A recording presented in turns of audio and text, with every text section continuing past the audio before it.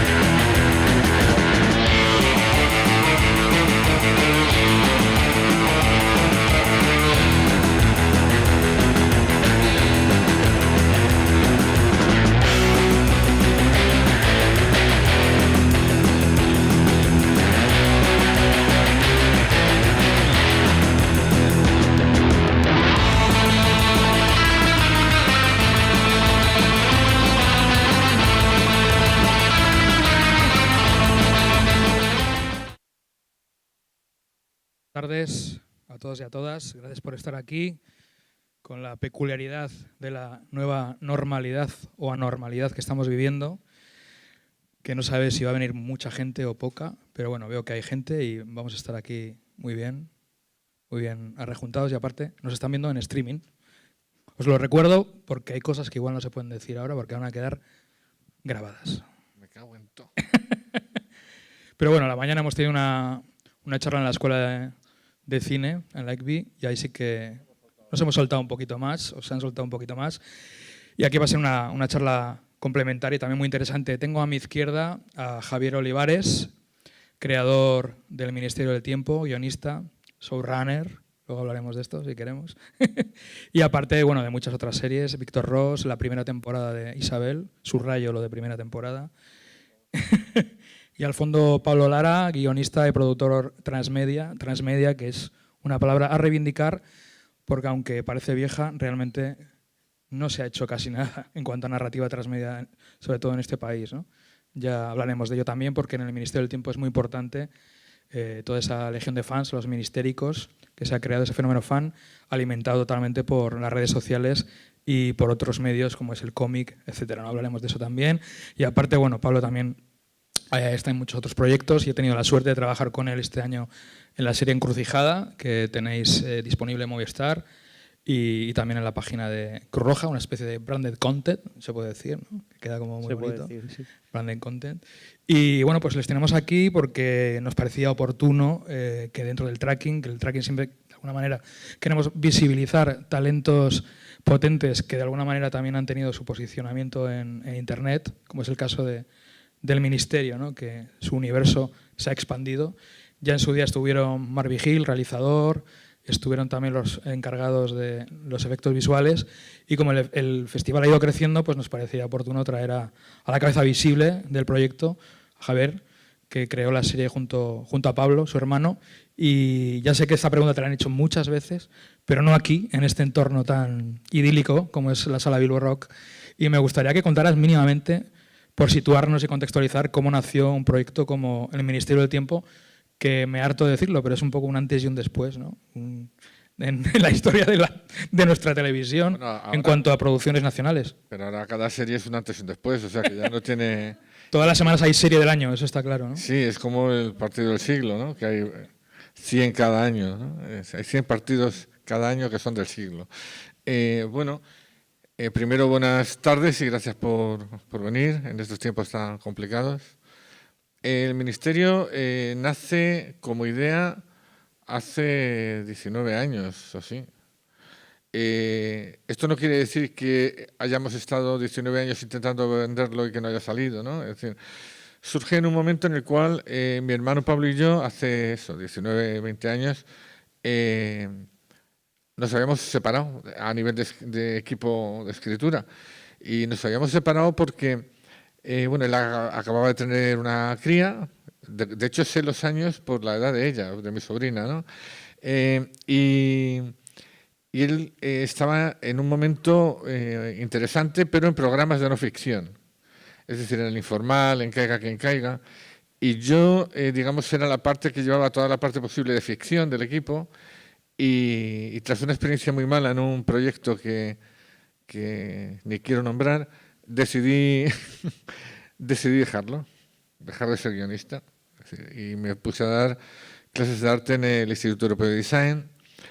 Pero claro, empezaba a pasar tiempo y era como si nos echáramos de menos el uno al otro, ¿no? A nivel de escribir juntos. Entonces un día le dije de tomar una cerveza y le propuse hacer una serie. Y le dije textualmente, vamos a hacer una serie por el mero placer de hacerla. Es decir, vamos a hacer una serie por no perder el pulso de saber cómo escribimos, quiénes somos, nuestras señas de identidad. Vamos a hacer la serie, le dije que nos gustaría ver si fuéramos espectadores. Y vamos a hacer esa serie aunque no la vendamos nunca. Entonces Pablo, que era muy brillante y muy rápido, me dijo, vale, una de Viajes por el Tiempo. Y dije, esa seguro que no la vendemos nunca. Porque además ahora están de moda. Nosotros fuimos los pioneros en ese sentido, ¿no? A nivel mundial, pero entonces tú llevabas a un sitio una serie de Viajes por el Tiempo y bueno, o sea, las risas se oían en Madagascar, ¿no? Con los pingüinos. Y dije yo, eso no lo vendemos nunca. Y él dijo algo también muy brillante que dijo, no, porque hacemos Viajes por el Tiempo en un ministerio, así lo ocurre así, en un ministerio y con funcionarios y tal, y eso queda muy berlanguiano. Y se le ocurre así. Entonces tomamos nota y a los 10 minutos dijo, me tengo que ir a bañar a la niña. Y se fue. Y no volvimos a hablar del ministerio hasta 14 años después. Entonces, un año muy largo, ¿no? Sí. 14 años después, estamos en Isabel, creamos Isabel y hacemos la primera temporada. No es que la creemos, porque Isabel existió siempre, que diría aquel, y no es que otros no lo intentaran antes, pero no estaban a gusto del cliente. Entonces, bueno, yo encontré una vía de un concepto de serie que gustó, hicimos la primera, pero por determinadas circunstancias decidimos no seguir. Y tampoco viene a cuento contar las circunstancias. Entonces mi hermano, que ya tenía ELA, que como sabéis, saber que tienes ELA es saber que tienes una sentencia de muerte próxima, me dijo en ese momento, Javier, estaba por un lado triste, porque yo creo que Isabel la tenemos muy dominada, la segunda y la tercera temporada, pero hay veces que hay que decir que no en esta vida. Creo que se dice demasiadas pocas veces que no, o no pases de esta raya, ¿no? Que es un poco, para mí, muy importante en cuestiones éticas. Y mi hermano me dijo, oye, antes de que yo me vaya, vamos a intentar hacer aquella idea que tuvimos en aquel pub inglés de la Plaza de Barceló hace 14 años, ¿no? Y nos pusimos, y él además, como cada vez tenía menos fuerza, fue muy compulsivo en el arranque. Yo, de hecho, el arranque decidimos los temas, decidimos las tramas, decidimos los personajes, pero le dejé trabajar porque no había manera casi de interferirle, porque tenía un estado de ansiedad muy grande de hacerlo. Y la sorpresa fue cuando lo vendimos. Supongo que el éxito de Isabel, de series históricas, quizá empujó, ¿no?, al que se pudiera producir, aunque hubiera viajes en el tiempo, pero con escenas históricas y demás. Quizás pudo abrirse una puerta. Yo creo que no, porque, hombre, sí daba el certificado de que Pablo y yo y Anaí Schaff, pues Pablo y yo somos historiadores, estudiamos historia, y Anaí humanidades, ¿no? Entonces había una formación. Pero yo creo que el boom de Isabel de la primera temporada se mantuvo un poco en la segunda y en la tercera, pero con Carlos yo creo que cayó. O sea, que no hubo el mismo seguimiento desde la primera temporada. Yo creo que lo que le gustó a Televisión Española fue lo atrevido y lo castiza que era la serie. Y sobre todo algo también muy importante, que era una serie de aventuras. Y series de aventuras hay muy pocas. Y además tenía emoción, tenía sentido del humor. Yo creo que leyeron el guión primero, que es tal cual se emitió, y eso les convenció. Y ahí yo tuve una anécdota muy graciosa, porque yo estaba haciendo Víctor Ros y le di el guión. Y Fernando López Puig, que era el director de ficción, me preguntó, ¿de qué va? Y claro, yo dije, si te digo que va de viajes por el tiempo, estoy muerto, ¿no? Entonces le dije, tú léelo y ya me dices. Entonces, a cabo de 15 días vuelvo y teníamos la posibilidad de tener los derechos de Le Revenant, de una serie estupenda francesa, y me dijo, no, a mí me interesa el Ministerio del Tiempo y yo ya lo estoy moviendo en la casa y tal. Y le dije, que lo estás moviendo con gente de la casa, con la comité. Y digo, ¿y qué les dices? Y me dijo, yo les digo lo que tú, léelo y yo ya me cuentas, ¿no? Es decir, con lo cual yo se lo vendí a él y él lo vendió al resto de Televisión Española y así salió. ¿Cómo fue tu entrada en el proyecto, Pablo?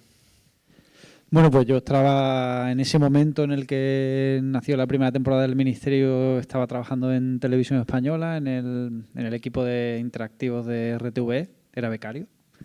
Y yo conocí a Javier en Víctor Ros, que ahí ya en aquella época a mí me gustaba mucho, bueno, pues pensar un poquito, hacer algunas locuras en redes y en digital y todo eso. Y yo me acuerdo que cuando Javier yo me acuerdo una frase que me dijo en el ascensor de RTV, que cada vez que escuchaba la palabra transmedia le daba ganas de sacar un revólver y matar a alguien, ¿no? La frase que le dije en el ascensor fue, ¿a qué piso vamos? Pero en realidad luego ya es leilatorio eso. Y en Víctor Ros nos conocimos y le moló lo que hicimos, que era como el personaje de aquel siglo hablando en Twitter, pero como ese siglo, ¿no? Y alguna que otra liamos en Twitter. Y luego cuando llegó el Ministerio, pues un poco igual, ¿no? Yo estaba en el equipo, vimos una oportunidad maravillosa de hacer un proyecto alrededor del Ministerio y así entré. O sea, una vez que empezamos a trabajar en la primera temporada, se me terminó el contrato, ya entré a trabajar en la segunda y con Javier, pues al final hay una cosa muy, muy guay en el Ministerio. Yo siempre digo que todo lo que se hace a nivel de transmedia de un producto, si el producto del centro no es bueno, estás muerto, ¿no? Por muchas cosas que quieras hacer alrededor no vas a hacer nada. Y poco a poco fui con Javier hablando. A mí me gusta mucho porque él te deja hacer, ¿no? Es como, si tú sabes hacer esto, dale tú, controlamos el proceso, pero lo hacemos juntos. Y el proyecto fue creciendo porque al final era aventura, era ciencia ficción, viajes por el tiempo, como él dice, ¿no? Con un tono muy de pop, con un tono muy de humor. Y bueno, aunque luego ya veremos un mapa de cómo se ha planteado todo lo de la estrategia de transmedia del Ministerio, sí que iba muy de la mano del producto, ¿no? Era siempre remando a favor para hacerlo más grande, como una piedra que cae y va haciendo círculos, pues alrededor, pues enriqueciendo todo un poco más, pero paso a paso y sobre todo tratando al espectador como lo que es, ¿no? Que es una gente inteligente. Hay muchas referencias en la serie a la cultura popular. Ese sentido del humor, ese tono, que bueno, antes has citado a Berlanga, supongo que viene de ahí, lo teníais claro desde Hay el mucho de Berlanga y hay mucho de Ibáñez también, a veces, de Mortadelo y Filemón. Sí, también se ve ahí un poco de escuela bruguera. La serie cuando se estrenó generó cierta expectación, me corregí si me equivoco, pero al principio parecía que era como, a ver qué es esto, ¿no? A ver qué han hecho. Una serie española con viajes en el tiempo, ¿no? Sí, yo lo entiendo que se asusta. Sí.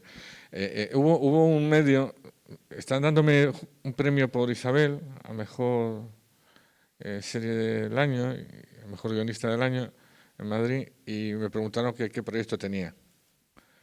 Y dije, pues es una de viajes por el tiempo. Y dije, se quedaron así, y dijeron, ¿y eso cómo es? Digo, pues mira, dije, entre Doctor Who y Mortadelo y Filemón. Por salir del paso, es decir, por hacerles ver que no. Entonces empezaba a decirse Javier Olivares y Pablo Olivares van a crear el Doctor Who español. Entonces, claro, no citaron a Mortadelo y Filemón, que era lo interesante. Y claro, ya primero todos los seguidores de Doctor Who Ya, yo salía de casa mirando por si había alguien en una Si te esquina. acechaban, ¿no? Sí, sí. Te acechaban en Twitter, estaban esperando que lo escucharas. No, en Twitter fue terrible, pero bueno. La ventaja es que más seguidor y que haya visto más capítulos de Doctor Who, ninguno de ellos más que yo, porque yo he visto los 60 años de Doctor Who, ¿no? O sea que eso se dice pronto, 60 años de una serie, ¿no? Entonces, el día del estreno todo el mundo creo que se puso en la televisión para ver la tontería que habíamos hecho, seguramente. ¿Me entiendes? Es decir, Iba a ser una lapidación pública, ¿no? Era como... sí, vamos a ver esta noche. Muy español. Vamos a, Muy español, sí. entonces, bueno, pues según la fueron viendo, nosotros estábamos muy seguros de ella, porque la habíamos testado con críticos, por sorpresa de todos los críticos, la habíamos... Y el impacto en el público, el impacto emocional era muy fuerte, del capítulo 1. Y bueno, y funcionó. Yo recuerdo un libro que cuando me lo encontré en una librería casi me desmayo, porque era un libro de tú eres muy de series o algo así, o soy de series, que hacían una recopilación muy bien hecha en críticas de las 50 series.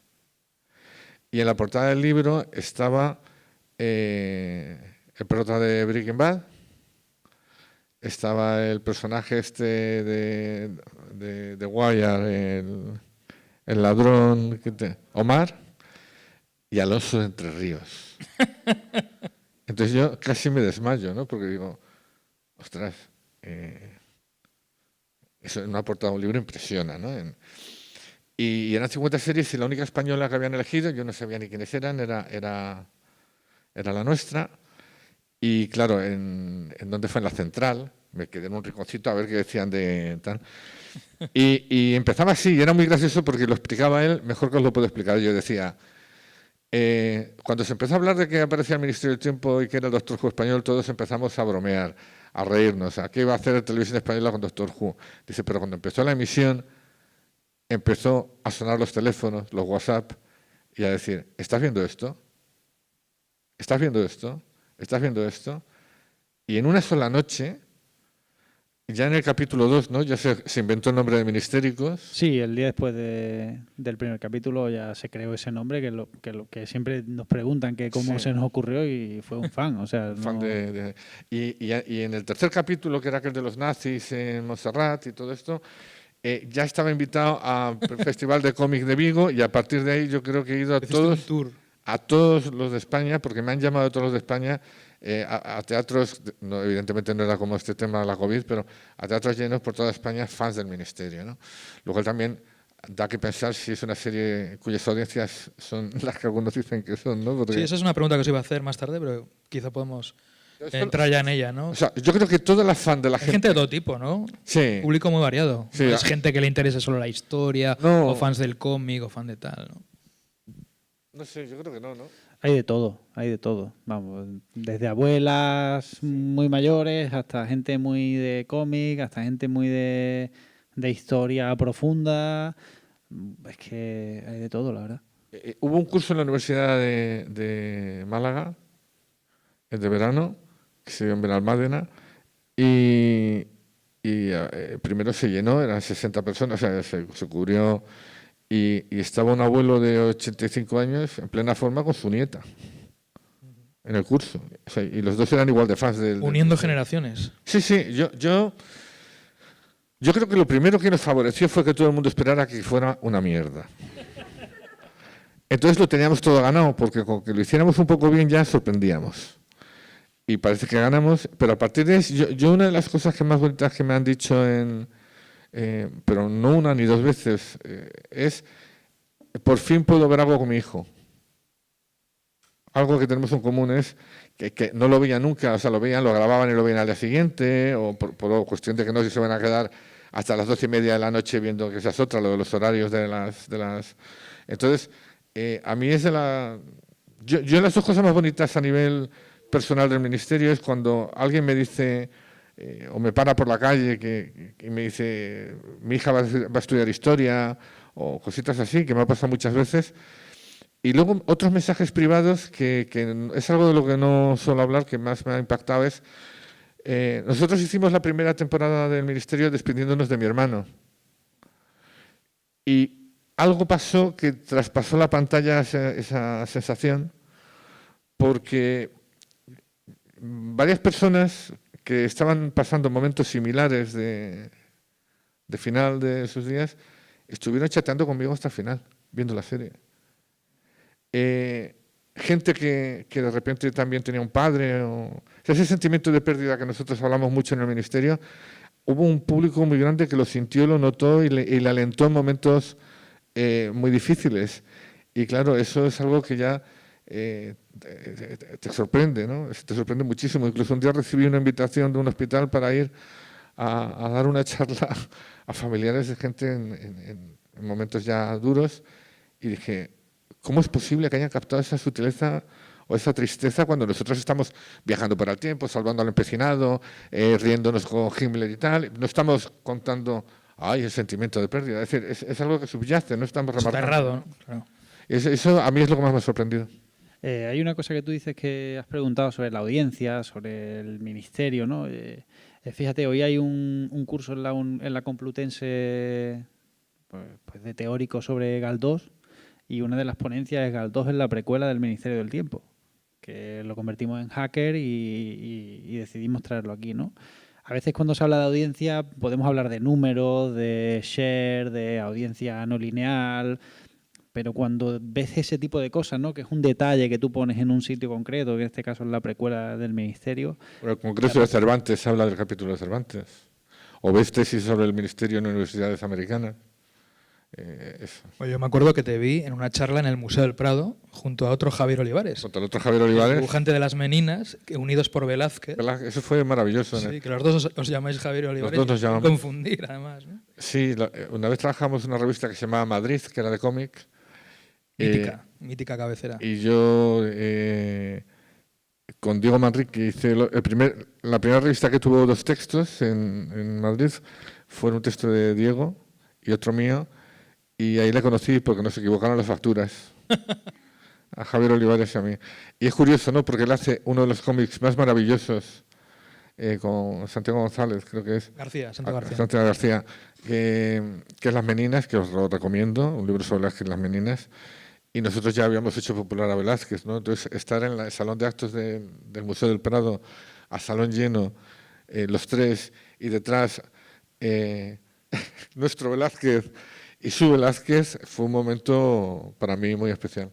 Sí, fue muy, muy emotivo. Y luego ya todo ese ciclo se ha cerrado cuando Velázquez entra cantando Velázquez, yo soy guapa, en el Museo del Prado Real. Hay una anécdota muy graciosa, porque yo les pudo entrar muy poca gente a grabar y yo no fui para que estuviera Marc Vigil, para que estuviera la gente que dirigía, que es la que tiene que estar en ese momento. Yo ya había dejado todo claro cómo tenía que ser, yo ahí no pintaba nada.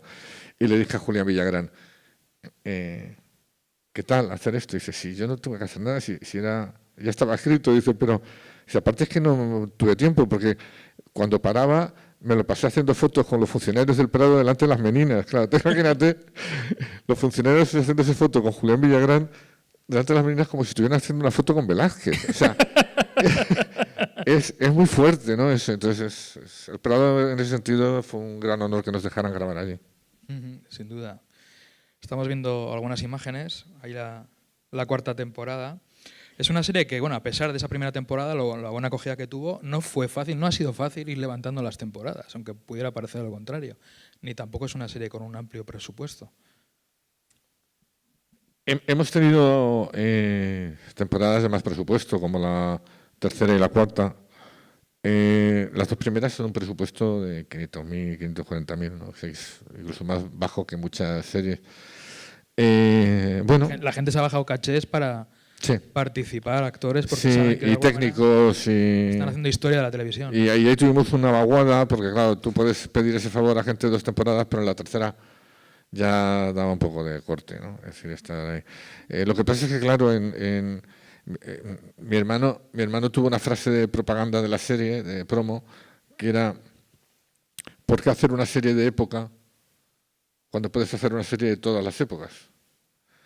Y eso es muy bonito y muy chulo, pero luego en producción se nota, porque claro, tienes que viajar a 3 etapas distintas del tiempo, y luego yo creo que algo que nos ha perjudicado mucho ha sido las largas esperas entre temporada y temporada. Porque claro, tienes un plato seguías pagando pero no lo utilizabas, tenías ahí como de almacén, ¿no? Y de hecho en esta cuarta temporada, después de 3 años, hicimos un estudio porque si hubiéramos desarrollado un plató no hubiéramos podido hacer la serie, con lo cual Marc Vigil y el director de arte Jorge de Soto, tuvieron la idea de irnos al edificio de Televisión Española de edificio que estaba medio abandonado, ¿no? Sí, es un edificio maravilloso y eso salvó la posibilidad de hacer la cuarta temporada, ¿no?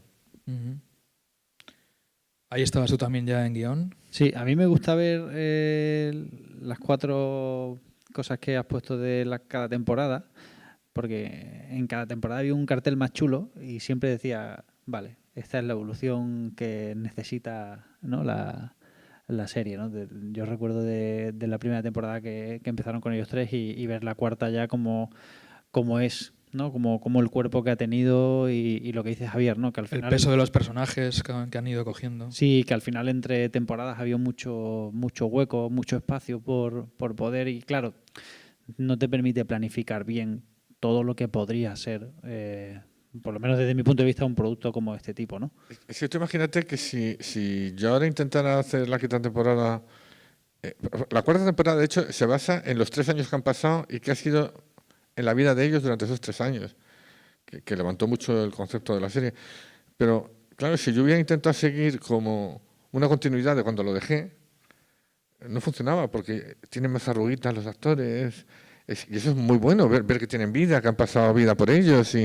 Pero claro, pero sobre todo es que si yo hubiera intentado seguir como si fuera el día siguiente del último capítulo, sería un flashback.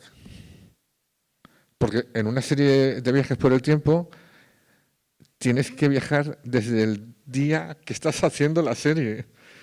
Porque si la cuentas desde antes ya estás desvirtuando completamente el tiempo. No sé si hay... Entonces, claro, tienes que hacer mucha inventiva para decir qué ha pasado esos 3 años, qué les ha ocurrido estos 3 años, cómo les ha ido, qué ha pasado, tal. Porque si no, o sea, tienes que generar un background cuando ya sobre todo son casi 3 años para que todo se justifique, porque jugar con el tiempo tienes que hacerlo de una manera muy clara para luego hacer locuras. Pero si empiezas ya con una silla tan baleante, cuando haces locuras te desparramas. De hecho, bueno, ya has visto... Hay gente que piensa que... Sí, hay una pregunta en Twitter que han hecho, que me has dicho, me la puedes hacer, que es, pregúntale a Javier qué se fumó en la cuarta temporada. En la cuarta temporada yo no hace tiempo que no tomo drogas, ni bebo. No, lo que quise hacer a nivel de historia era que sin dejar de ser el ministerio, buscar impactos visuales y riesgos. Hacer más ciencia ficción. Bueno, y escenas icónicas, Sí, muy icónicas. sobre todo eso. De las que ¿no? se ha hablado mucho en redes, precisamente. Sí, quería...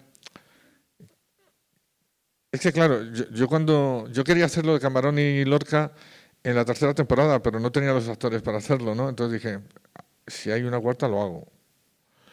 Y lo hago porque para mí no es una cuestión de, mira, qué bonito Camarón y Lorca, sino es la idea de que cuando ha pasado todo el tiempo, y ya sé que al que mataron fueron a Lorca, la gente recuerda a Lorca, no a los que le mataron, que era el concepto que yo quería contar, ¿no? Es decir, la idea de que ha pervivido y que qué lástima que no lo supiera y que nos podíamos permitir el sueño de contárselo. O cuando yo recuerdo, acabó la tercera temporada, a los 3 meses vio en YouTube, el verdad es que yo soy guapa. Y yo dije, por Dios, porque no lo habrá hecho 6 meses antes, ¿no? Entonces me juramenté para que si algún día hacía el ministerio, Velázquez entraría por el Museo del Prado cantando Velázquez, yo soy guapa. Entonces cuando lo he podido colar, pues también es cierto que en las primeras temporadas pensar en tener una canción era económicamente imposible, ¿no?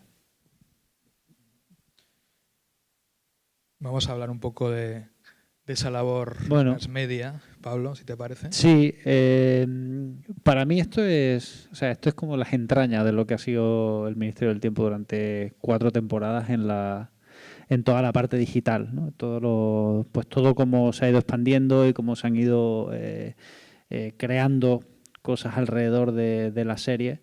Hay una cosa muy importante que parece entre la temporada 1 y la temporada 2 que no hay nada, pero si le pasas está todo. O sea, prácticamente está todo. O sea, todo lo que es el Ministerio del Tiempo en la parte digital está entre la primera y la segunda temporada por todo lo que se creó en Internet y todo lo que se creó en redes y todo eso. No sé si muchos estáis puestos en el tema de la palabra transmedia. Los que no, simplemente es cómo hacer que un producto se expanda en distintas plataformas y llegando a distintos tipos de público, ¿no? Y con el Ministerio del Tiempo sí que se han hecho cosas, si le das para atrás, sí que se han hecho cosas en España. Hay casos como Águilas Rojas, se hicieron cosas un poco con Isabel, se hizo con Víctor Ros. Pero es verdad que en el Ministerio del Tiempo como que se aliaron los astros y salió la tecnología, salió la serie y como que se alió todo para hacerlo, ¿no? Pero siempre hemos tenido claro que todo lo que hiciéramos con la serie tenía que aportar. No era un simple titular de marketing por decir, mira todas las cosas que hacemos, sino vamos a ir poco a poco, ¿no? Entonces hay claves, ¿no?, tan claras como que en la primera temporada no pudimos hacer nada, entre otras cosas porque la serie ya estaba rodada y no podíamos hacer nada más profundo de narrativa, pero nos enseñó una cosa, ¿no? Y era como, ¿para qué vamos a crear cosas si todavía no conocemos al público que nos ve? Es como, saco la primera temporada de la serie y la serie la puedes ver con una web, con no sé qué, y no sabes quiénes son. Al final el resultado probablemente sea que no te vea nadie, todo lo que hace alrededor, ¿no? Y empezamos a hacer segunda temporada, tercera temporada, ya conociendo a la gente que veía la serie y teniendo una serie de objetivos, ¿no? En la temporada 2 pues teníamos muy claro que se iba Julián y en los primeros 7 capítulos, si Julián se va de la tele, nos lo llevamos al podcast y lo llevamos al formato podcast, ¿no? Era el público quería conocer más cosas del ministerio y se lo dimos en ese formato. Pero cuando hacemos un formato tiene una serie de características distintas. No os quiero aburrir mucho, pero es como tenemos poco tiempo, la gente... ¿Por qué? O sea, la primera pregunta que siempre nos hacemos es ¿por qué la gente con el poco tiempo que tiene que dedicarnos tiempo a nosotros, ¿no? Es como, ¿por qué tenemos que hacer eso o cómo lo conseguimos, ¿no? Y en el caso, por ejemplo, del podcast de Rodolfo, yo tenía muy claro que tenían que durar menos de 4 minutos, por así decirlo. El tiempo que una persona le tenía que dedicar a la semana de todo lo que había alrededor del Ministerio del Tiempo no podría ser superior de media hora. Son unos cálculos mentales que yo tenía, pero era como lo hicimos. Y entonces pues fue de esa manera, capítulos de 4 minutos, con Rodolfo una vez que salía de la pantalla se iba al podcast, daba información sobre lo que estaba ocurriendo en Cuba y luego tenía una serie de reflejos en el capítulo que él volvía. Una cosa súper clara cuando hacemos algo del ministerio es que a mi abuela no le interesa nada lo que hay alrededor del ministerio, solo le interesa la serie. Entonces, solo si ves la serie puedes descubrir, ¿no? Pero que haya cosas alrededor de la serie son como premios para los fans, ¿no? En ese tipo de cosas. Y claro, han habido cosas tan maravillosas pues como el podcast de Rodolfo que tuvo 100.000 descargas cada uno. O sea, era como los audios más escuchados de toda Radio Nacional, de toda la web, incluso más por encima de Eurovisión, ¿no? Que decía, joder, que... Entonces, todas las temporadas hemos ido haciendo cosas, podcast, juegos de mesa, cómic, hemos hecho infinidad de movidas, pero todos con un propósito, ¿no? A mí me gusta mucho un cantante que se llama Quique González, pero odiaba cuando sacaba un disco y luego sacaba el mismo disco con un track y sacaba otro disco que era el track y un making of. Entonces era como todo lo que hacemos tiene que aportar. Por eso yo creo que en el Ministerio del Tiempo funciona y yo esto no lo suelo enseñar nunca. Pero esto es más o menos como el orden de mi cabeza. Sí, ahí lo vemos. Es una manera de eso, de alimentar también el fenómeno fan, ¿no? Pero es muy importante entender que muchas veces o sea, ese no saber qué hacer porque no conocemos nuestro público nos favoreció y nos generó un transmedia sólido, porque si la serie no funciona, lo que hagas alrededor de ella no funciona. Es decir, y además tiene que ser un apoyo de la serie aunque tenga personalidad propia, que añada puntos de vista, porque si no estamos... Yo recuerdo, a mí hubo algo, fíjate, en el capítulo 2, que era el primero en el que salía Lope de Vega, con las maneras de vivir y qué servicio de habitaciones y todos aquellos momentos, que en un momento dado estaba quedando el guión tan duro, tan... es un guión que escribió Pablo, y Pablo utilizaba mucho el sentido del humor, pero tenía en la situación que estaba unas situaciones bajas que cuando bajaba, al final dije, joder, la parte final está quedando muy dura y digo, voy a hacer algo para descaramelizar, ¿no? Entonces iba Alonso por los pasillos de las puertas a visitar a su hijo. No sabía que había tenido un hijo. Se lo encuentra en Lisboa, alistado en la Armada, pero cuando se entera, trampea para viajar hacia atrás y va a decirle, aprende a nadar, por si el barco se hunde. ¿Tú imaginas el tema, no? Entonces, claro, ves a Alonso a ver a su hijo y tú ya con el arma en un puño. Entonces, escribí que se cruzaba un personaje con él vestido de cavernícola. Y cuando se cruzaba con Alonso decía, otra vez Atapuerca. ¿Cómo odio este trabajo? Y cruzaba. Entonces Alonso hacía así y se metía. Con lo cual 15 segundos, ¿eh? 15 segundos. Fueron 15 segundos. Y yo lo hice por... Digo, ¿qué hago? Entonces, pues meto un cavernícola diciendo que va a Atapuerca y que siempre le destinan allí, coño, y que le gustaría estar en el siglo XVIII como funcionario, ¿no? En vez de Atapuerca. Bueno, al minuto... Era trending topic. ¿Eh? Era trending topic. Era trending topic, Atapuerca. Pero es que a otros 2 minutos después, la Fundación Atapuerca nos invitaba a visitarla. Entonces, ahí me di cuenta que algo estábamos haciendo que se nos escapaba de las manos, que nunca habíamos soñado. Es decir, cuando haces un gag de 15 segundos y lo conviertes en trending topic. Bueno, ha habido lunes que éramos, de los primeros 20 trending topics, teníamos 12. 13. Y durante la segunda temporada éramos primer trending topic mundial habitualmente. Entonces, claro, pero cuando te das cuenta en el capítulo 2, que haces esa broma para que no quede un capítulo muy llorero, y de repente se convierte en la Fundación Atapuerca, te invita a visitarla y dice, bueno, esto es la locura ya, ¿no? Lo que hay una cosa clara, pasa Borja, que no tengo para adelante. O sea, lo que hay una cosa clara en todo lo que hacemos del Ministerio y todo lo que se ha hecho, que yo personalmente me siento súper orgulloso que el equipo lo haya abrazado de esa manera, es que si el Ministerio del Tiempo viaja al cómic, tiene que viajar con los códigos del público que está en el cómic. Si el Ministerio del Tiempo viaja a los juegos de mesa, tiene que viajar en los códigos del juego de mesa. Es decir, yo tenía muy claro que cuando el Ministerio del Tiempo pasara al cómic, porque lo veíamos clarísimo que tenía que pasar al cómic, no iba a ser un cómic que alguien lo compre y dice, alguien del público del cómic dice, ya han querido meter su patita en mi huerto, ¿no? Por así decirlo. En el medio. No, era como si hay un cómic del Ministerio al que le guste el cómic, aunque le toque un poquito los huevos de que sea una serie mainstream que pase al cómic, porque nos ha pasado, pero que sea capaz de decir, hostia, esto es bueno. Y tardamos 1 año y medio en sacar el primer cómic y otro año más en sacar el segundo. Pero era el decir, todo lo que hagamos alrededor de la serie tiene un objetivo y sobre todo tiene valor para la gente que lo ve. ¿Sabes? Como eso es innegable. Eso o sea, ha habido veces que hemos tardado más en sacar cosas hasta que tenía el valor que nosotros creíamos que tenía que tener. Y es lo que hace al proyecto del Ministerio, pues, así de especial. Y hemos tenido que frenar muchas iniciativas porque éramos conscientes de que no podíamos controlarlas.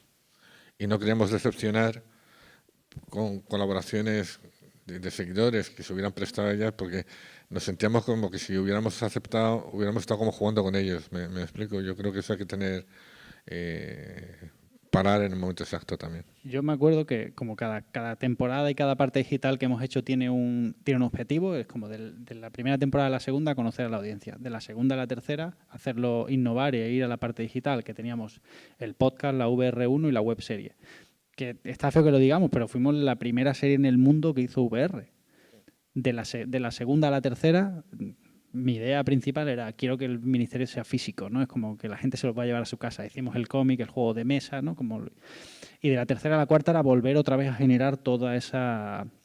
Claro, cuando la serie está tanto tiempo dormida, no podíamos decir... Volver a generar expectación, ¿no? Claro, y volver al origen, ¿no? Que yo tenía muchas ganas de que la gente volviera a sentir que era el ministerio. Y cuando sacamos la precuela y la gente empezó a opinar sobre la precuela y la gran mayoría decía, se nota el cariño con el que lo han hecho, dices... Ya está. No necesito. Esa es la gracia también de la narrativa transmedia, ¿no? El que esté todo realmente controlado y que aporte al todo, ¿no? Pero que en un momento dado, si alguien no lee el cómic, pues no pasa nada, ¿no? Pero el que lo lee suma algo a ese universo que habéis creado, a esa imaginería, ¿no?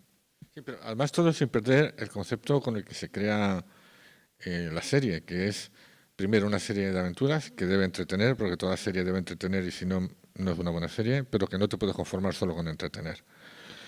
Pablo y yo queríamos dar una visión que ya habíamos dado de una manera histórica pura en Isabel, o de una manera adaptando a Jerónimo Tristante, sobre todo en la segunda mitad de Víctor Ros, de la España del 98, de la España que se negaba a ser moderna. Y ya con el Ministerio fue el final de una trilogía en la que queríamos hablar de cómo somos a través de cómo hemos sido. Sí, una base ahí política. Un punto de vista del creador, también de los creadores, no de ese lema de qué buen vasallo si hubiese tenido un buen señor, ¿no? Que se da continuamente en la serie, ¿no? Que tenemos grandes soldados pero malos generales, que se da la gran independencia, que se da ese concepto de una historia de España, y además desde un punto de vista de género fantástico, pero con algo que nosotros tuvimos muy claros, ¿no? Que es superar el aburrimiento, el tedio y la mala leche que nos daba el tema de las dos Españas. Entonces nosotros hicimos una patrulla que era Alonso de Entre Ríos, que era el representante de las tradiciones españolas de siempre, el que ahora sería, digamos, patrimonio de una determinada ideología política, pero al mismo tiempo a su lado poníamos a Amelia Folk, que era el ejemplo de una de las primeras universitarias españolas, que era el símbolo de la España moderna, que nunca ha salido muy bien parada. Y entre media poníamos la tercera España, que es la que representa Juliano Pachino, que es la del déjate de tonterías que me voy a tomar una caña con unas bravas. No me marees. Si hay que hacer esto, se hace, pero no me des vueltas a esto, ¿no? Entonces, es juntar todas las posibles Españas remando en el mismo barco en la misma dirección. Eso fue una idea que tuvimos clarísima, ¿no? Y luego, otra idea que tuvimos clarísima es que fuera una serie que pudiera haber un niño, pero que hubiera tantas capas que el que le gustara como aventura lo viera como aventura, que si un historiador buscaba los datos que utilizábamos, viera que estaban documentados, que no nos inventábamos ninguno, lo que pasa es que buscamos datos raros. Dice, ¿cómo Napoleón salvó la vida a 3 guerrilleros españoles en Segovia, donde tuvo que pasar la Nochebuena porque una monja le invitó a una receta de pollo? Y tú dices, estos se han vuelto locos. Bueno, conseguimos hasta la receta de pollo de la abadesa. O sea, te quiero decir que lo que buscábamos, esa parte de la historia que no sale en los libros de historia, esa parte de la historia que nos puede mostrar a los personajes históricos de una manera más humana, buscábamos siempre mostrar, recordar a los olvidados, a los perdedores, que los perdedores no siempre son los que pierden una guerra, porque muchos de los que la ganan también la han perdido. Es decir, al final, que la historia no es solo una historia de generales y reyes, que hay personas en esa época, ¿no? Y de que ese paso por la historia, viajar por la historia deja huella a sus protagonistas, porque conocen gente maravillosa en el siglo XIV que cuando cruzan una puerta y llegan al siglo XXI, está muerta. Es decir, es un poco la historia de las pérdidas, ¿no? Y de cómo por eso ellos tienden a cambiar de historia, no para no salvar a un personaje histórico, sino para ver a su abuelo. O para cuidar de su madre, que sabían. Más humano, ¿no? Claro, es un poco, yo siempre he dicho que son la historia con mayúscula y las historias. Y además es un concepto muy claro de que nosotros somos lo que somos por la historia que ha pasado antes. Es decir, si en España Fernando VII no hubiera vuelto y la Constitución de 1812 de Cádiz hubiera seguido, nosotros no estaríamos como somos ahora. Si no se hubiera expulsado a los judíos y árabes en el 1492, no estaríamos como ahora. Si no hubiera habido unas guerras carlistas que fueron el previo a toda la vorágine posterior, pues no seríamos, no sé si peor o mejor, pero no seríamos como estamos ahora. Seríamos diferentes. Diferentes. Entonces, eso va cambiando, ¿no? Va cambiando mucho hasta tu cotidianidad. Lo que pasa es que te pilla tan lejos que dices, a mí eso no me afecta. Pero han cambiado tantas cosas que podían haber. La Constitución de 1812, ojo, no estoy hablando de la 1931 para que nadie me hable de que si soy un rojo, que lo soy. Pero la de 1812 era una Constitución que luego fue el modelo de todas las constituciones iberoamericanas y que sirvió de modelo para incluso más añadidos en las europeas. O sea, éramos vanguardia. Fuimos vanguardia y podíamos tener esa tendencia de serla. Y sin embargo, una parte de nosotros mismos no nos ha dejado serlo, ¿no? Entonces, pero si hubiéramos seguido siéndolo, pues a lo mejor estaríamos hablando de otro país, ¿no? Yo creo que eso se nota en la serie. Hay varios niveles de lectura. Y bueno, por lo que has comentado, esa necesidad de reflejar esas varias Españas, por decirlo de alguna manera, y eso ha derivado en que haya críticas en redes de un lado y de otro. O sea, te han llamado de todo, desde facha a rojo, de un lado y de otro, ¿no? Dependiendo de... Bueno, pero sí, cuando eso pasa te das cuenta de que lo estás haciendo bien. Sí, sin duda, sin duda. Además, en nuestra serie cuando hay personajes catalanes hablan en catalán. Es decir, lógicamente, porque lo hablan en catalán. Es decir, no ha habido ningún tema en ese sentido. Yo he trabajado en catalán y no en la intimidad, sino haciendo series en TV3. Y soy de Madrid, de Usera, ¿no? Y parlo catalán y escribo catalán, ¿no?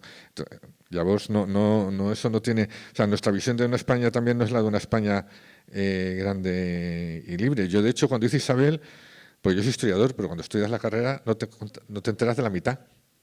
Cuando haces una serie, sí, porque tienes que documentarla antes de escribirla. Y dices, joder, esto yo no lo sabía. Y me acuerdo que para que Isabel fuera reina, tuvo que llegar a acuerdos y firmar fueros con lo que sería la España periférica. El Reino de Aragón con Cataluña, con Euskadi, con Asturias, porque, digamos, tenían que poder contra un rival que era centralista medieval. Y eso no lo ha dicho, parece que no ha pasado nunca, ¿no? Y dice, coño, pero si es el inicio de la España de las autonomías, en cierto modo, ¿no? Y es del siglo XV, ¿no? Y eso lo cuentas y la gente dice, ¡hala!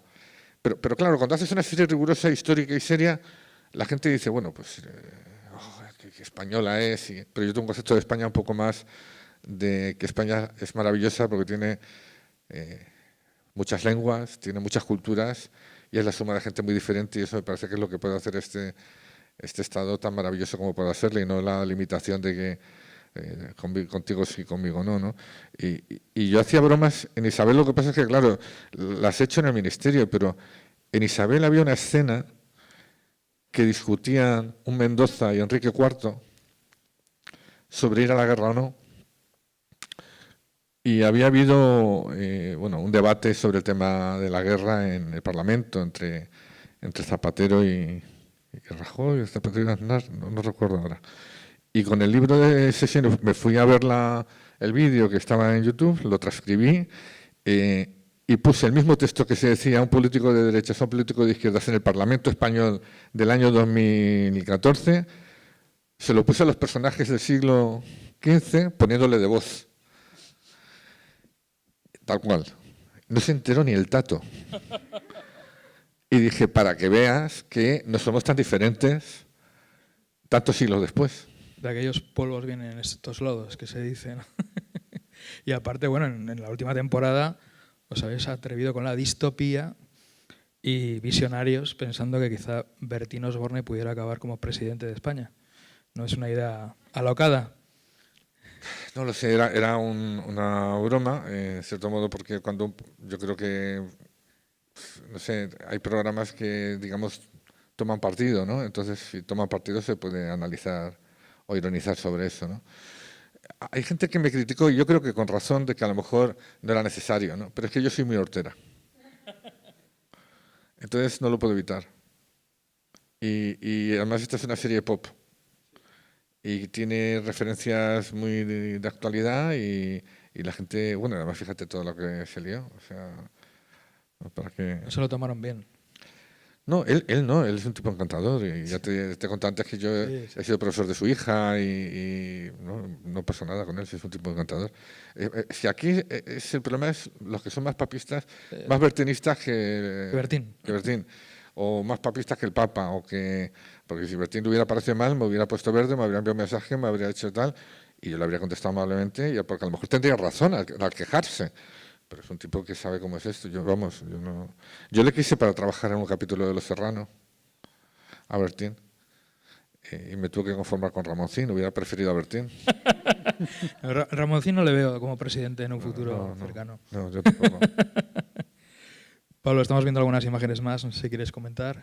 Bueno, no, aparte de las imágenes, yo creo que el objetivo se cumplió con la cuarta, que fue reactivar y sentir todo eso, pero al hilo de lo que decía Javier, ¿no? Que te llaman una cosa u otra, ¿no? En esta temporada participé en el capítulo de Emilio Herrera y ahí fui totalmente testigo de que te llamen facha y comunista en 2 tweets, uno encima de otro, ¿no? Y sí, pero al final te hace pensar un poco de cómo somos, ¿no? Yo creo que cuando se escribe un capítulo del Ministerio, como tienes que estarte documentándote tanto y encima, como habéis dicho, ¿no? Tantas capas, ¿no? Es como un trabajo de orfebrería casi, ¿no? De todo lo que haces, ¿no? Y a veces haces el viaje con los propios funcionarios, ¿no? De la serie o los propios personajes, ¿no? A mí me ha dejado marcado Emilio Herrera y tengo miedo a volar y cada vez que me monto en un avión pienso en él.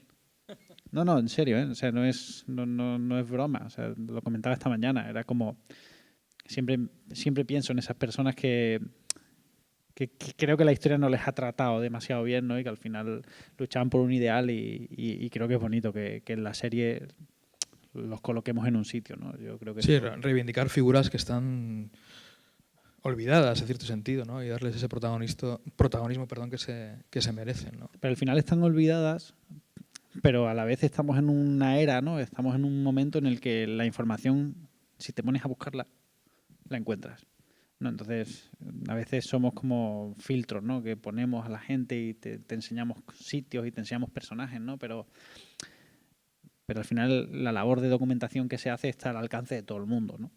Lo que pasa es que, bueno, quizá interese más o interese que estemos un poco dormidos, ¿no? Y con esa dualidad tan grande que hay y todo eso, pero creo que al final un producto como el Ministerio y una serie como el Ministerio que bueno, que aunque se piense que no, que lo comentaba antes Javier, ¿no? Que se piense que es eterna, pero puede ser eterna porque hay mucha historia, pero luego tienes que contarla con los personajes y tienes que contarla con creo que es un orgullo que, bueno, pues que se ponga la España real de qué, ¿no? Hablábamos antecomiendo, ¿no? Que parece que se hacen historias de España basadas en cosas reales, pero no menciones la cosa real.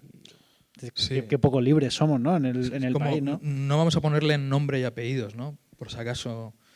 Pero si hubo una guerra civil y hubo un alzamiento, pues claro, y estaba hablar de ciertos temas sin mencionar la realidad, pues no sé. Yo siempre recuerdo uno de los tweets que más me han impresionado de alguien sobre la serie era un tipo que escribió tiene cojones, perdón por la palabra, tiene cojones que la serie que más habla de nuestra realidad sea una en la que viajan por el tiempo.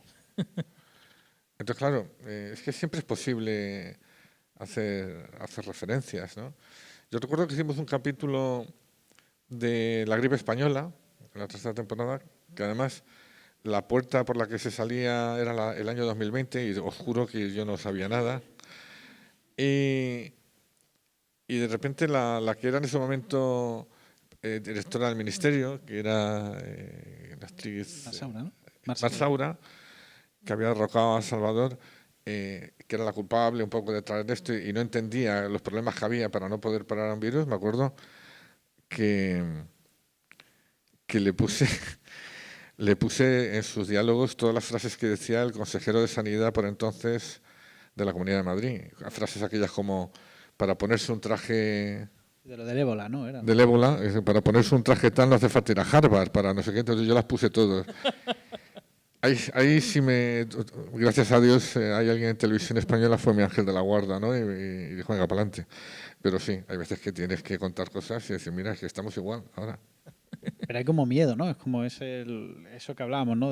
Hablas de algo que ocurre en la historia, pero no pongas nombre y apellido, ¿no? Es como, ¿por qué se tiene miedo a hablar de lo que ha ocurrido? No es una cosa de venganza. Yo creo que es algo que ocurre mucho aquí, además. En el Estado español, por ejemplo, la corrupción y demás. Ahora han empezado a salir series que hablan, pero a veces de puntillas de ciertos temas, ¿no? Cuando en otros países, por ejemplo, Italia mismo no tiene ningún problema en hablar de la mafia, Gomorra, etcétera, ¿no? O de Berlusconi en 1991. Sí, bueno, te puedes ir muy en Alemania del tema de los bancos, o en Dinamarca de la corrupción económica. El Brexit mismo tiene su película. Sí, o sea, te quiero decir que sí, en ese sentido la verdad es que estamos un poquito por detrás. Supongo que tendrás, Javier, un montón de anécdotas con fans que te vienen en esos salones del cómic y demás. Y de hecho antes has contado una que me ha hecho mucha gracia, que se te acercó alguien y te dijo, me gusta la serie, está muy bien, pero no se viaja así en el tiempo. Un teatro levantando la mano, en un teatro lleno en Almería. Su serie me encanta, tal cual, perfecto. Dice, pero tengo una crítica que hacerle. No viajan de una manera muy normal por el tiempo. Entonces, claro, yo ahí creo que me tenía que haber callado porque a veces me tendría que morder la lengua y le dije, ¿y cómo viaja usted? Por el tiempo, claro, porque cuando alguien te da esa orden dices, este tío sabe algo que yo no sé, ¿me entiendes? Es decir, no, pero sí, ha habido muchas... pero sobre todo hemos recibido mucho cariño, yo creo, mucho apoyo, mucho... La verdad es que es una serie que justifica que te dediques a esto en la vida. Es una recompensa, ¿no? De mucho trabajo, además. Sí, para mí además es una serie con la que incluso corro el riesgo de acabar convirtiéndome en un guionista últimamente de una sola serie. La figura del showrunner. Que sí, bueno, pero eso mejor porque eso les aburre, yo creo. Pero es una serie también muy especial porque parte de mi hermano, para mí mantenerla, por poder producirla, luego poder continuarla, siempre ha sido... me he dejado media vida en ello porque es lo último que yo hice con él y es una idea suya y sin él no se hubiera hecho y tiene muchas connotaciones, ¿no? Yo creo que además muy asumidas por todo el equipo, ¿no? En ese sentido de que es una serie diferente porque hay mucha verdad dentro, ¿no? Hay un componente emocional muy grande, importante, sí, ¿no? Que ha calado además en el público. Y para ti, Pablo, dada tu juventud, supongo que trabajar en una serie como El Ministerio te habrá venido muy bien para aprender, ¿no? Para ganar experiencia. Sobre todo para aprender. Si algo me gusta, la verdad es que si algo me gusta de la profesión que hago o de lo que intento encontrar el hueco es aprender. Hemos hecho cosas que jamás hubiese yo pensado pues, no sé, me ha gustado estar en un desarrollo de un juego de mesa, me ha gustado estar en un desarrollo de realidad virtual, me ha gustado estar en una sala de guionistas escribiendo un capítulo, ¿no? Es aprender, ya está. Bueno, yo que soy mucho más viejo, también lo esencial es aprender, ¿eh? Nunca se deja de aprender en esta profesión. No, yo siempre lo digo, yo que he pasado muchos años dando clase, creo que la principal virtud de un profesor es saber que el primero que aprende dando clase es el de sus alumnos. Totalmente. Y de cómo escuchan, y de cómo reaccionas, y de cómo... Es como, parece un monólogo, pero no lo es, porque incluso un monólogo es un diálogo con el público. De hecho, esos monologuistas que salen en Las Vegas, que tienen ya 60 años y salen al público y tienen... Es increíble. A mí eso me da miedo, ¿eh? O sea, tienen 3 monólogos distintos en la cabeza y lanzan un chiste. Y si no se ríen, saben que el tipo de público es más femenino que masculino y tal, y va por el otro monólogo. ¿No? Pues eso es un poco lo mismo dando clase y haciendo series. Tienes que estar alerta y sobre todo tienes que tener la humildad de pensar que te vas a equivocar. Siempre, de estar alerta porque piensas que no lo vas a hacer bien. Mi mujer ya se ríe, ¿no? Cada vez que hay un capítulo o tal, digo, no voy a poder, va a ser un horror, no lo voy a hacer. Vete ya, joder. Pero siempre pienso lo mismo y yo creo que mientras haga series, que no será ya por mucho tiempo, yo creo que mientras haga series eso va a ser una cosa esencial en mi cabeza. Pero yo creo que a mí me pasa en menor escala, pero me pasa también que siempre pienso que no voy a ser capaz de escribir o de tal. Pero pasa precisamente por eso, ¿no? Yo creo que por esa tensión que siempre tienes de... Coño, como los equipos de fútbol, ¿no? Para jugar la Champions tiene que estar tenso, ¿no? Pues igual, ¿no? Aparte es curioso lo que la gente ve, cómo reacciona. Yo tengo 2 anécdotas muy graciosas. Una que estaba en la puerta de la SER con Nacho Fresneda, que como decía Pablo cuando le vio, dice, este se lo lleva todo, porque es a la triste. Y estaba en la SER y vino un mensajero de Seur. Y vino a nosotros y Nacho, claro, que es el actor, fue a saludarle y el de Seur pasó de largo, me dio un abrazo a mí y dijo, al Atleti. Porque yo siempre meto alguna cosa al Atlético de Madrid en la serie, ¿no? Entonces, y es que era del Atleti, el de Seur, y me vino y luego le saludó a él, ¿no? Entonces, o sea, hay cosas, o porque como Pachino es de Usera,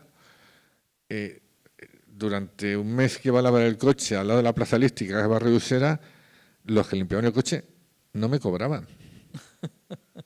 Porque alguien habla con orgullo de nuestro barrio por fin, ¿no? Es decir, hay cosas tan peculiares que no te las puedes creer, ¿no? Cuando te pasan, dices, bueno, pues fenomenal, ¿no? No te las imaginas. No, nunca. Creo que es un buen momento para abrir preguntas del público. Seguro que hay gente, ha habido rapidez a la hora de levantar la mano. Habéis hablado de transmedia, de cosas que no os habéis esperado entre temporada y temporada y cómo os habéis tenido que adaptar. ¿Qué recuerdos tenéis de la noche de Tiempo de Chiquitos?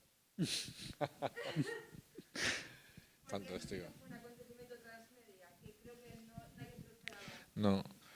Para los demás tenéis que saber que como no se renovaba, cada capítulo se llama Tiempo de.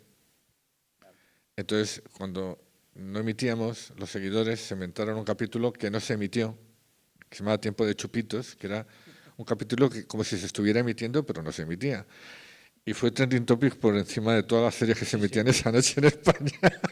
Es decir, la invención de los seguidores fue tan lejos como eso. Sí, Sí, al final la implicación de la gente, el cariño, yo creo que no hay mejor recompensa que cuando haces algo la gente lo reciba y ya no que te digan que está bien, ¿no? Te pueden decir que no les gusta e igualmente, pero sobre todo que el interés, las ganas de conocer, bueno, hemos tenido gente como Maika, como nada, que han dejado una huella siendo fans de la serie, simplemente han dejado una huella en lo que hemos hecho, claro. No, yo siempre he agradecido. Yo creo que muchas veces cuando dicen, no, es que no se ha sido justa con la serie, no. No se ha sido justo con los seguidores de la serie, que es distinto y es peor. Para mí, yo creo en ciertas cosas que yo creo que se podrían haber hecho de otra manera, ¿no? Pero bueno, es lo que hay y al final te va haciendo fuerte las adversidades, ¿no? Y yo creo que en eso nos hemos unido mucho. Ahora es curioso, porque uniéndonos mucho no hay cesión. No sé si me explico. No hacemos luego una serie por lo que nos dicen los seguidores. Ellos saben que ellos pueden opinar, criticar, son críticos. Los hay que quieren que Amelia acabe con Julián y tal, pero yo digo que no. Porque hacemos la serie nosotros. Es decir, que hay diálogos a veces en redes de ellos conmigo diciendo que no me marees, que no va a ser así, que si te gusta. Una vez escribí, lo que veis esta serie por historias de amor, no la veáis. Y me dijo la gente, oye, tío, que estás echando al público que no la vean. Digo, porque esto no es... Las historias de amor del ministerio serán a través del tiempo, no... Esto es como cuando hice aquel capítulo que es de los que más orgulloso estoy, que es el de Felipe II, cuando Felipe II domina todo. Porque yo hice ese capítulo hace 4 años, ya, 4 y pico, que la vida en España era muy distinta a la de ahora. Y hice ese capítulo para los nostálgicos, para los que decían, la España que fue un imperio, la España que fue grande, la España que tal. Y dije, sí, vale, vamos a hacer que la España actual sea un imperio. Y España es muy potente, pero tú tienes que dejar todos tus impuestos, como cuando con Felipe II, que los algarrobos servían para dar de comer a los animales y al final se lo comían los campesinos porque no tenían de qué comer. Y hizo una especie de crítica a esa España nostálgica de qué grandes somos, qué tal, que luego ha auspiciado en concreto pues una ideología concreta que no voy a citar por no hacer publicidad, ¿no? Y un seguidor, en un momento dado, cuando empezó a hacer eso, dijo, ojalá España fuera así. Y le dije, deja de ver mi serie. Dice, ¿pero qué estás haciendo? Digo, o me he explicado mal o no me has entendido bien. Digo, pero no, fuera. O sea, fue algún momento que dije, no me jodas. Como diciendo... Hay gente para todo, ¿eh? Sí, y no lo puedes evitar, porque la interpretación de lo que tú haces es libre, pero tú como ciudadano también puedes definirte, ¿no? Sí, pero bueno, cada cual ve lo que quiere ver. Te quiero decir que él haría su interpretación barriendo para casa. Sí, pero a mí me fastidió bastante que viera lo que no había, porque dije, qué torpe he sido, ¿no? Afortunadamente fue uno. Pero Entonces, ese capítulo fue muy curioso porque ideamos que cuando el ministerio cambiaba el Twitter del ministerio. Sí. Y empezamos a meternos con un GT, no sé qué, súper... y luego se hicieron noticias y todo eso, pero fue curioso cómo la gente entró al trapo, claramente de repente nos radicalizamos totalmente en Twitter, empezamos a despotricar, fue curioso. ¿Alguna otra pregunta? Hay un par por ahí.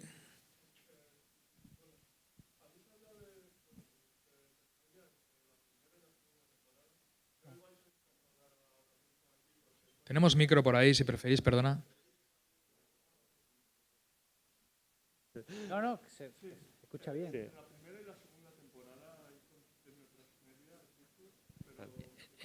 Entre la primera y la... O sea, en la primera temporada... Vale, pues en el 203, o sea, en la primera temporada lo que hicimos fue escuchar a todos los fans, saber un poco cómo era la gente, y en la segunda temporada, si tú estás en el tercer capítulo, Julián ya se ha ido, pues desde que Julián se va hasta que Julián vuelve, hay un capítulo de podcast, cada vez que ves un capítulo de la serie hay un capítulo de podcast en la web, y lo puedes escuchar. Hasta el capítulo 7. Nada, a vosotros por verla, evidentemente, es así.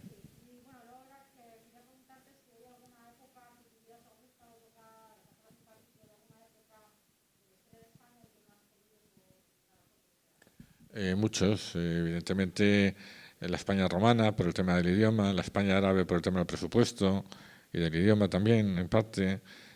No han sido decisiones de que no me interesa Andalucía, como hay gente en Twitter que dice no me interesa Andalucía, y los personajes que son andaluces no hablan en andaluz. Picasso nació en La Coruña, y en Málaga, y luego vivió en La Coruña y en Barcelona, y la gente se cree que debe hablar como Chiquito la Calzada, no sé, o sea, o Velázquez, que viene de Sevilla, puede tener acento, pero ¿cómo era el acento andaluz entonces? Y otro, si hago todo eso, a lo mejor no se define un personaje tan engolado, hablando de otra manera, ¿no? Aparte es curioso porque yo a Velázquez elegí un actor andaluz para que dejara su deje, y que lo ha dejado, ¿no? Entonces no, decía, el tema de los acentos, yo no he hecho algo cuando no he hecho algo que me apetecía de ese estilo es porque no ha habido medios como para poder hacerlo, ¿no? Pero vamos, estoy muy contento con lo que se ha hecho. Evidentemente hay épocas que se podían haber... Dice, no, es que se habla solo del 19 y del 20, pero es que hay que entender que solo entre el 19 y el 20 y lo que llamamos de 21 han pasado tropecientas mil cosas más que en todos los siglos anteriores. Y eso también hay que entenderlo, es decir, es así, ¿no? Y es una época en la que la historia no solo está en los libros de historia, está en los periódicos, como la vampira del Raval, o como un montón de cosas que pasan y que hacen todo mucho más mediático, ¿no? O sea, yo creo que yo podría hacer el Ministerio del Tiempo sin salir del siglo XXI casi, fíjate lo que te digo, ¿eh? ¿Alguna otra cuestión? Pues creo que voy a hacer la última, porque llevamos hora y cuarto prácticamente. Creía que te iban a hacer la pregunta, pero la voy a hacer yo, que es... esa es. La cuarta ha cerrado, se puede decir, pero quizá hay un germen ahí. No lo sé, yo tengo la obligación de pensar en ella. Pienso mucho en ella, pero no sé cómo hacerla todavía. Y no lo sé. Yo creo que hay intención y a ver si soy capaz de hacerla bien. Nada más. O sea que es un sí, pero no tal vez, pero no es un no. Sí, es lo que te he dicho antes. Siempre creo que la voy a cagar, ¿no? y sí creo que hacer una nueva temporada, que estoy pensando en ella,